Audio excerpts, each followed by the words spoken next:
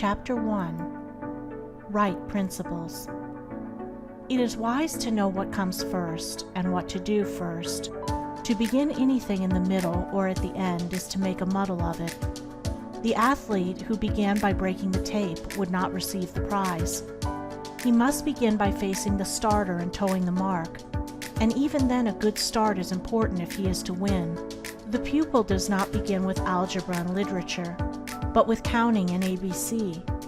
So in life, the businessmen who begin at the bottom achieve the more enduring success, and the religious men who reach the highest heights of spiritual knowledge and wisdom are they who have stooped to serve a patient apprenticeship to the humbler tasks, and have not scorned the common experiences of humanity or overlooked the lessons to be learned from them.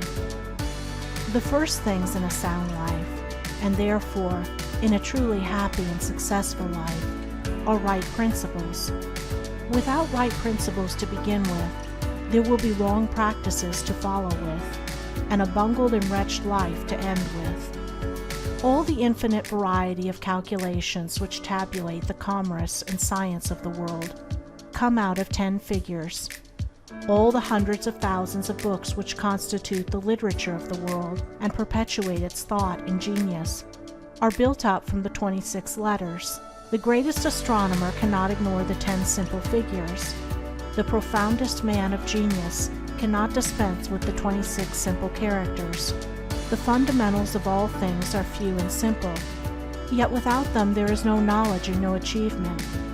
The fundamentals, the basic principles in life or true living, are also few and simple, and to learn them thoroughly and study how to apply them to all the details of life is to avoid confusion and to secure a substantial foundation for the orderly building up of an invincible character and a permanent success, and to succeed in comprehending those principles in their innumerable ramifications in the labyrinth of conduct is to become a master of life. The first principles in life are principles of conduct.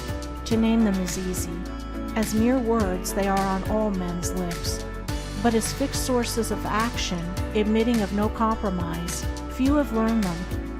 In this short talk I will deal with 5 only of these principles. These 5 are amongst the simplest of the root principles of life, but they are also those that come nearest to the everyday life, for they touch the artisan, the businessman, the householder, the citizen at every point.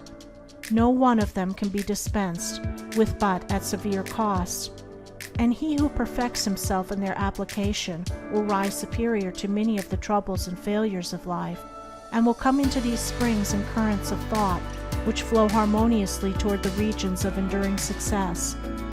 The first of these principles is duty. A much hackneyed word, I know, but it contains a rare jewel for him who will seek it by assiduous application. The principle of duty means strict adherence to one's own business, and just as strict non-interference in the business of others.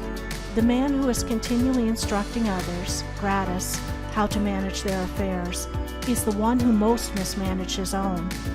Duty also means undivided attention to the matter in hand, intelligent concentration of the mind on the work to be done. It includes all that is meant by thoroughness, exactness, and efficiency. The details of duties differ with individuals, and each man should know his own duty better than he knows his neighbor's, and better than his neighbor knows his. But although the working details differ, the principle is always the same. Who has mastered the demands of duty? Honesty is the next principle. It means not cheating or overcharging another. It involves the absence of all trickery, lying, and deception by word, look, or gesture.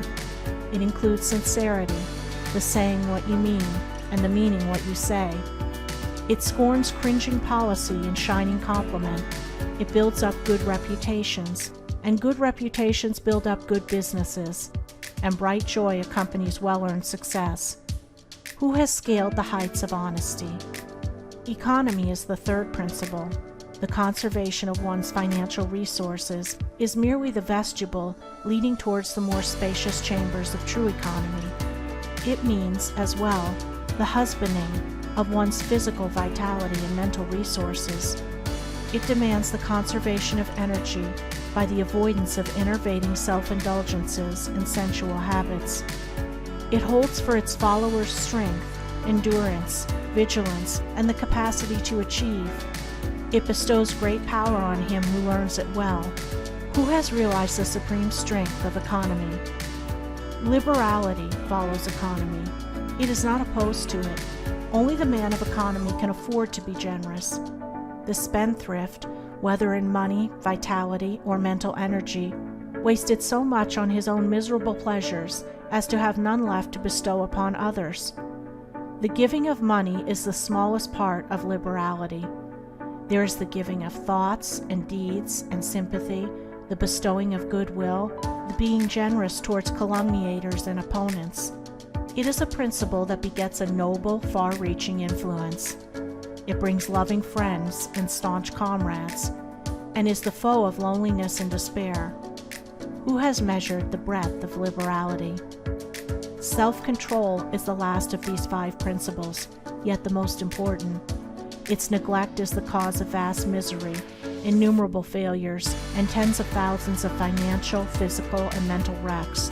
Show me the businessman who loses his temper with a customer over some trivial matter, and I will show you a man who, by that condition of mind, is doomed to failure. If all men practiced even the initial stages of self-control, anger, with its consuming and destroying fire, would be unknown. The lessons of patience, purity, gentleness, kindness, and steadfastness, which are contained in the principle of self-control, are slowly learned by men, yet until they are truly learned, a man's character and success are uncertain and insecure. Where is the man who has perfected himself in self-control? Where he may be, he is a master indeed.